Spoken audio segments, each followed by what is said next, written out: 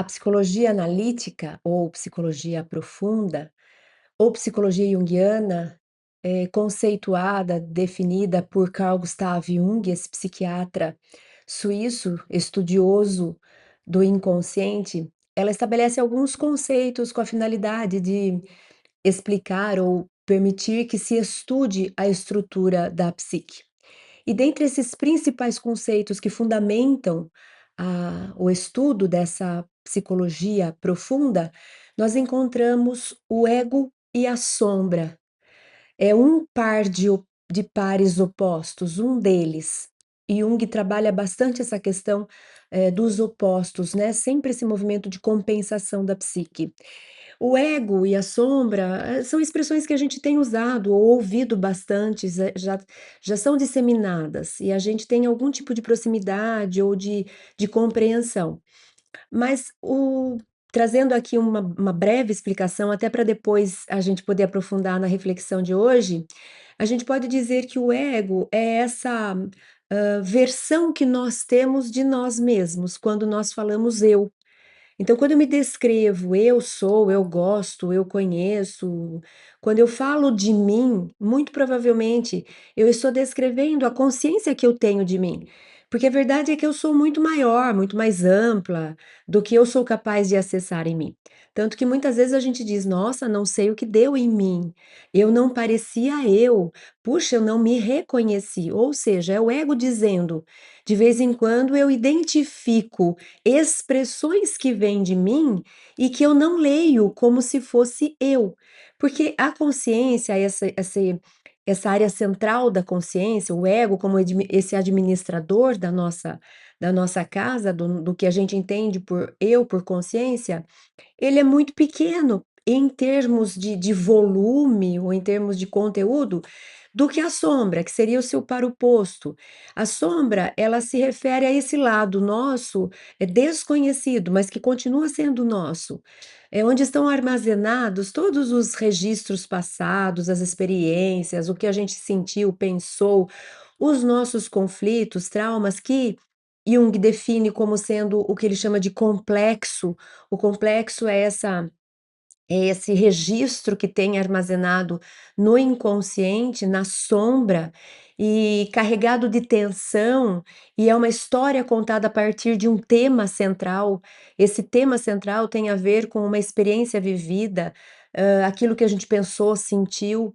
Então, eu vivo uma experiência muito forte emocionalmente falando, porque a emoção é a cola, o afeto é a cola da intensidade desse complexo, como se a gente formasse aí uma cápsula, né, com um grupinho de informação, sentimento, aquilo que eu senti, aquilo que eu vi, aquilo que eu pensei, contando uma história. Então esse é um complexo. A gente fala no dia a dia: "Ai, eu tenho conflito com isso, eu tenho trauma com aquilo", mais ou menos parecido com esse conceito do complexo. Mas o fato é que o complexo, ele é gerado a partir das experiências que a gente tem com o mundo de fora, e quando a gente não consegue lidar, elaborar, compreender, quando a gente não consegue digerir aquilo que foi vivenciado, esse registro vai direto para o inconsciente, e ele é guardado lá, quase como que se eu jogasse para o porão alguma coisa que eu não quero ver, mas ele continua lá. E ele continua vivo, e ele continua participando, e ele participa inclusive, invadindo o ego. Então muitas vezes, alguém tocou num assunto e eu me descontrolei. E aí eu comecei a falar um monte de coisas, como se eu estivesse vivendo outras coisas além daquela que está acontecendo na realidade, no momento atual. Que aconteceu nessa experiência? Se misturaram. A história do que está acontecendo hoje se misturou com histórias passadas que têm semelhança. Então, quando alguém tocou no assunto X, a pessoa foi leve para falar daquele assunto, mas se for um assunto que eu trago os complexos associados, talvez eu tenha exagerado na reação e feito uma briga com a pessoa, e a pessoa fala: "Nossa, mas nem falei tanta coisa". É, você não falou, mas junto com o que eu trouxe também experiências passadas. Então esse complexo ele toma vida. E aí Jung vai explicar pra gente que ele vem e ele se manifesta nessa explosão quando ele rouba o lugar do ego e ele domina o ego, e a gente fala o que não queria ter falado, não fala o que queria ter falado e por aí vai. Ele se manifesta também na forma de sintomas, ele se manifesta no corpo. E a gente costuma falar isso na psicossomática, né? Que a questão do trato digestivo é aquilo que eu engoli, que eu não deveria ter engolido, ou que eu não falei quando eu deveria ter falado. Então, a gente percebe que essas emoções que foram reprimidas, represadas, elas acabam irrompendo na nossa vida na forma de descontrole, de disfunção, de problemas que a gente gera, e a gente fala: "Puxa, eu sempre gero isso, por quê? Eu não sei, eu não tenho consciência". Pois é, porque quem gera não é o ego, é o inconsciente que vem e vomita aquilo na sua vida. No entanto, o conteúdo do inconsciente foi gerado primeiro na consciência, ou por inabilidade da consciência em lidar com temas sensíveis, o ego prefere fingir que não está acontecendo, joga lá para trás e deixa quieto, né. Então, tudo isso para falar o seguinte, que há pouco tempo atrás eu assisti um filme, essa última versão que foi feita de Frankenstein. E eu vi críticas e análises elogiando, falando de um aspecto ou de outro, fazendo muita crítica. Mas quando eu assisti esse filme, por algum motivo, eu fiz uma submersão, como se eu estivesse analisando ali a estrutura da psique. E eu fui fazendo analogias e fui fazendo, semelhanças, usando de metáforas sem perceber, foi natural, mas eu fiquei muito afetada. Ele me tocou muito. E essa brincadeira que eu fiz sem saber que eu estava fazendo, eu comecei a assistir o filme como se eu estivesse vendo um diálogo, uma relação entre ego e sombra, e complexo. Então, eu via o criador como esse ego, que sabe tudo, que domina tudo, mas que de vez em quando gera situações que depois não sabe como lidar, e aí para não lidar, joga para o porão. Quantas vezes a gente faz isso? A gente é invigilante ou a gente é, orgulhoso, presunçoso e a gente fala, e depois você não sabe o que fazer com aquilo que foi gerado do que você falou. Você toma a decisão: "É, comigo é assim mesmo", depois você se arrepende, você não sabe como lidar com o resultado daquilo que você, decidiu. Então, eu enxerguei assim. E aí eu convido vocês a mergulharem comigo desse jeito, pensando no criador do Frankenstein, né, o Victor Frankenstein, como o ego. E ele traz essa presença orgulhosa desse cientista que sabe tudo, ele é um tanto que voltado para si, muito autocentrado, e ele cria a sua obra-prima. Né, ele cria, quando ele cria, ele não gosta do que ele criou, daí ele finge que não existe e ele quer que essa criatura suma. E ele coloca ela na sombra, ela vai embora, ela vai viver longe. É a gente reprimindo aquilo que a gente não gosta da gente mesmo. Quando a gente identifica na gente um aspecto que a gente não é agradável, eu não sou como eu gostaria de ser. O que que eu faço com isso? Ao invés de eu elaborar, conversar, aceitar, integrar, lidar, que seria o enfrentamento, a gente tem a tendência de some com isso. Então, se eu percebo que eu tenho um lado invejoso, não, não, não, eu acho horrível ser invejoso, eu sumo com isso. E o sumir com isso é jogar para a sombra. E o personagem da criatura faz isso, ele vai embora, ele vai para a sombra, ele vai para a mata, ele vai se esconder, ele vai viver escuso na sombra. E aí eu tomei nota de alguns diálogos literais, porque é um curso que a gente faz ali, pensando nessa dialética eu comigo mesma. Eu, consciência, que eu gostaria de ser a pessoa brilhante, fascinante, exuberante, tendo que lidar com criações minhas que estão escondidas, guardadas, mas que numa determinada hora elas vão aparecer e vão exigir de mim a conversa, o enfrentamento. Porque eu vou reprimindo, reprimindo, reprimindo, mas isso não some. Num determinado momento isso volta, e volta com força total, e eu sou obrigada a lidar com aquilo que eu não sabia que era eu que estava gerando. Eu achei que eu tinha deixado para trás e que aquilo tinha passado. E essa criatura, isso que eu criei, vai se deparar comigo e numa linguagem simbólica vai me dizer: "Olha para mim, eu sou cria sua. Você não queria ter esse aspecto, você não queria carregar jeito de ser, mas eu tô aqui, eu sou você, olha para mim. E aí eu separei algumas frases interessantes, e a gente vai desenvolvendo a partir delas. Veja só, quando ele diz assim: "Sempre vai ser a fala da criatura, sempre o complexo que foi reprimido, que foi renegado, que foi negado, é a voz dele". E ele diz assim pra gente, consciência, ego: "Eu sou obsceno pra você", porque tem uma determinada hora que o criador fala: Você é obsceno, você é feio, eu tenho vergonha de você". E ele diz: "Eu sou obsceno pra você, mas pra mim eu apenas sou". Aqui é interessante porque quem é que faz esse julgamento de como as pessoas são? A gente condena muito, como se a gente pudesse ser perfeito. Ninguém é perfeito. Então, quando eu digo assim: "Você é orgulhosa, você é invejosa, você é preguiçosa, você é narcisista, você", é mais uma questão de saber o que eu sou, porque que eu carrego alguma coisa nas minhas sombras negativa eu carrego. Mas a gente se ilude achando que a gente consegue mostrar esse ego bem bonitinho, bem inflado, né, com uma persona bem maquiada, e a gente se encanta tanto com isso que a gente acha que a gente é só isso. E a gente não admite as nossas sombras. Quando a gente não admite as nossas sombras, a gente não admite a sombra no outro. A pessoa que é muito julgadora: "Ah, esse fulano é muito assim, aquele fulano é pouco assado, aquele outro não serve por causa disso". A pessoa que exige muito dos outros, que julga muito os outros, é uma pessoa distante da própria sombra. Ela não admite os lados, não agradáveis de si mesmas, então ela cobra do outro. O dia que ela conseguir identificar em si que eu sou quem eu sou, ainda que eu tenha traço de preguiça, eu tenha traço de vaidade, eu tenha traço de orgulho, essa continua sendo eu. Quando eu conseguir integrar isso com um acolhimento, que não quer dizer que eu vou ficar conivente e ficar assim para sempre, porque eu posso, uma vez que eu detectar, eu posso inclusive trabalhar com isso, percebi que eu tenho uma tendência para preguiça, então vamos lá, vou trabalhar com isso, vou pôr mais disciplina, vou prestar atenção. Quando a pessoa faz esse acolhimento, ela julga menos os outros. Aí a gente vai conversar com alguém: "Ai, você viu fulano que preguiçoso? Ah, então, mas pensa bem, ela vai sempre trazer um outro lado.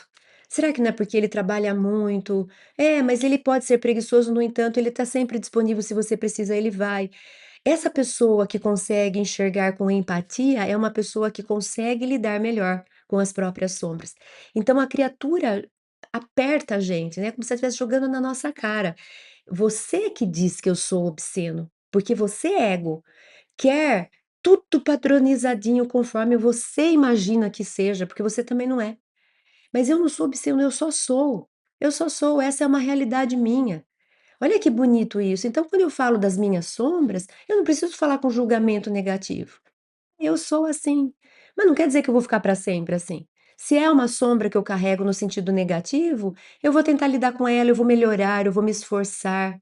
Mas não é fingindo que não existe, julgando, apontando o dedo na cara e escondendo, que eu vou conseguir melhorar as minhas faces, que não são, tão agradáveis ao ego, né. Tem um outro trecho que a criatura diz: "Então a sua vontade segue sendo a única coisa que importa", porque a criatura está lá tentando dialogar: "Me escuta, me veja, olha, vamos conversar, se aproxime de mim, me aceite". E o criador não, brigando: "Você não serve, você não presta, eu te julgo mal, eu não quero você". E aí, e aí a criatura diz: "Bom, se você só quer isso, você só fica falando do que você quer, você só fica pondo o que você pensa, você continua nesse mesmo lugar, a sua vontade segue sendo a única coisa que importa". Quantas vezes a gente vê isso, né, pessoas que são, cristalizadas nas próprias opiniões, nos próprios quereres, né. Então, se eu não quero, eu não faço. Puxa vida, mas sempre que o seu amigo não está com vo ou muitas vezes seu amigo não teve com vontade de te acompanhar em algum lugar e ele foi. Para estar com você, ele passou por cima do que ele queria para poder, ser esse social na sua vida. Agora você não, você só vai se você quer, se você não quer, você não vai. Esse é o narcisista, esse é o lugar autocentrado, né. E aí a criatura denuncia isso, você não aprende a lição. Você está aí sofrendo, porque as últimas cenas, já dando spoiler, é uma cena de muito embate, é muito dialético, mas tem também briga física. Né, e muitas vezes o complexo vem, ele nos agride no corpo, ele nos machuca no sentido de trazer pela psicossomática, de trazer para o corpo a ferida do que a alma sofre, e o ego insiste em não ouvir. Então, às vezes, é o que resta é trazer um problema, trazer uma dor, trazer um sofrimento, para você parar e ser obrigado a olhar para aquilo que você está negando, reprimindo, fingindo que não existe, né. Então, quando ele fala: "Você continua centrado em si, só o que você pensa que vale", é como se ele estivesse falando: "Você não está aprendendo". Se você não está aprendendo, vai precisar doer mais. Enquanto você recebe dicas, para, analisa. E essas dicas aparecem na nossa vida, muitas vezes, na forma de um insight, na forma de um símbolo, de um sonho. É sempre um convite para a gente parar e analisar. Se a gente não aprende com essas dicas sutis, elas vão ficando maiores. Eu começo a ter sintomas, às vezes problemas aparecem na minha vida. Não é punição, mas é um chacoalhar, presta atenção, tem coisa que precisa ser vista e você se recusa a ver. Tem um outro trecho, uma das cenas fortes do filme, em que ele diz assim: "Se você não pode me fornecer amor, então eu vou lhe dar a minha raiva". E é isso, como a gente fala, é dialético. Ou a gente aceita a nossa sombra, ou a gente aceita os nossos lados que não são agradáveis e a gente acolhe, a gente conversa e a gente tenta, né, elaborar, assimilar e transformá-lo, ou a nossa relação com a gente mesmo vai começar a ser incômoda. Nesse caso, a raiva, essa raiva vem com uma energia ruim, é como se fosse uma indignação, e essa indignação vem na forma de uma irritação de vida, de uma falta de sentido, de não estar bem, de nunca se satisfazer. É esse incômodo é uma mensagem de algum conflito, de algum complexo que pede para ser olhado. Ele não vai dar paz para o ego. O ego vai viver atormentado, porque o ego se recusa a olhar para algo que é vivo, para aspectos que estão com energia emocional ativa. Olha outra frase que é de impacto: "Você só me escuta quando eu te machuco". E não é o complexo falando, porque se eu tenho uma área minha que está reprimida, e ele está pedindo para ser ouvido, para ser visto, e eu não vejo, ele vai me machucar nesse sentido, ele vai me fazer doer para eu parar e olhar o que que tem de estranho, o que que tem de errado, o que que eu preciso rever na minha vida. A gente faz isso, a gente faz isso. A gente vai vivendo na empolgação, as coisas ruins vai deixando para lá. Chega uma hora que começa a dar tudo errado, chega uma hora que começa a aparecer um monte de problema, daí é costume a gente parar e falar: "Nossa, mas o que que está acontecendo? O que que eu preciso ver? Que precisa acontecer? Que tem algo de errado na minha vida? Onde é que está?". É isso, é como se nessa hora a criatura estivesse falando: "Você só para me ouvir quando eu te machuco? Quando eu te faço sofrer? Quando eu te derrubo? Aí você para pensar em você mesmo? Nos conteúdos que você carrega?". Depois, um pouco mais pra frente, a criatura diz assim, porque o criador diz assim: "Você fala". E o que que é esse "você fala"? É: "Você tá vivo, complexo? Você faz eu ter problema, você faz eu ter sintoma, você faz eu falar o que eu não quero, você faz eu agir como eu não imagino que eu pudesse agir. Você tá vivo, você fala". E a criatura fala assim: "Mas isso não é um milagre. O milagre não é eu falar, não é eu estar vivo e eu me manifestar, mas é você não se tornar capaz de escutar". Ou seja, o impressionante não é o conflito estar vivo e se manifestando na nossa vida. O impressionante é que nem assim, muitas vezes, esse ego para se analisar, para ver a mudança que precisa acontecer, para se propor algum tipo de transformação. E um último trecho, já delongando bastante, que eu selecionei quando ele diz assim: "Você pode até ser o meu criador, mas de hoje em diante eu vou ser o seu mestre". Por quê? Porque o complexo uma hora ele domina e ele passa a nos governar. Quando uma doença psicossomática se instala, toda a nossa vida vai ser em torno dela. Esquece trabalho, esquece família, esquece relacionamento, eu vou ter que ir atrás de médico, eu vou ter que fazer exame, eu vou ter que fazer tratamento, eu vou ter ele vai ser o meu mestre. Eu não aprendi antes, numa dialética mais amistosa, ele se impõe: "Você vai me escutar". Então, às vezes, a gente fala, assim, dos males que vêm para bem, né, é isso, é aquilo que é inconveniente, mas que depois você percebe que aquilo transformou a sua vida.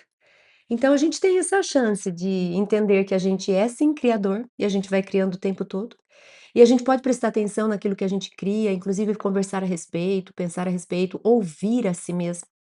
Ou a gente pode olhar esses lados negativos que a gente não gosta e fingir que não está acontecendo, olha para o lado, deixa para lá. Só que isso continua vivo e uma hora vai vir buscar a atenção. E aí muitas vezes vem dessa forma agressiva, violenta, desconfortável, na forma de problemas, sintomas, dores, né. Então eu termino aqui deixando algumas perguntas. O que eu tenho me recusado a escutar em mim? Que parte minha só aparece na forma de raiva ou de dor ou de problema? O que dentro de mim está pedindo amor, aceitação, acolhimento? No entanto, tem recebido silêncio. Não há milagre maior do que a gente aprender a escutar a própria alma. Pensem nisso.